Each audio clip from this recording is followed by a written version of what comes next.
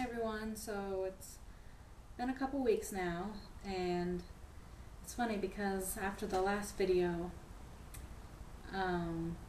Kyle did some research for himself, and so he realized that he wants to go to Nicaragua even more than I do. So it's kind of interesting sometimes when you kind of plant an idea in someone's mind and you might freak out about it, but I had a discussion with him and I said we might as well at least just go and see if we like it. And since that discussion, Cal's done a lot of research and he's decided that we're gonna go as soon as we can. So, and he thinks that we should just go and move without even visiting first, but I still really feel like we should at least visit before we go move there. And it's going to be a complicated process moving there, so I'm not really sure, and we're not sure if we're going to do it. So there's my little elephants from Africa. Went to Nigeria. I think that was in like 2005 or something. That's the last country I've been to. I've been to Mexico, and that's about it. So, Kyle has walked over the border to Mexico and walked back home to the United States. So he hasn't been to too many places.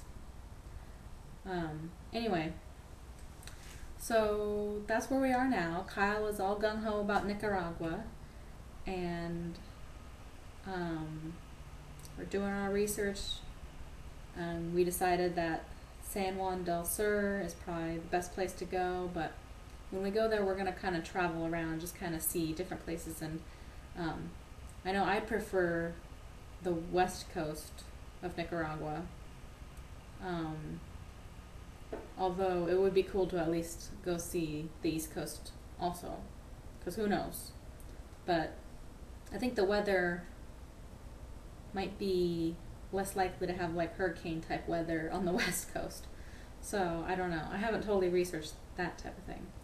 But Nicaragua's average temperature throughout the whole year is around 80 degrees, so it's pretty warm the whole year. And so you just gotta wear shorts, tank tops, and flip-flops, and maybe walk around in your bathing suit. And Kyle did some research, and well, I already was thinking in my mind that we should have air conditioning where we go, and we also need to have good internet. And Kyle said it's possible, he did some research and he said that it's possible to get fast internet, and I think that might cost more, but because the cost of living will be lower, it'll be okay to pay more for electricity, which I think is more expensive. Water is scarce, like drinking water in Nicaragua. And Kyle said that we should start a water company in Nicaragua because it's more expensive than beer. And Kyle and I don't drink beer, so. So yeah, and it's okay if internet costs more, or if we pay more for certain things, if, say, our rent or our mortgage is way, way less than the United States. So right now it seems like Nicaragua will cost about a third of the cost to live in the United States, at least in Southern California. So we're getting excited, and we'll see what happens. We're not for sure going to live there, but we are definitely going to do our research, and we're going to see if it's the right place for us.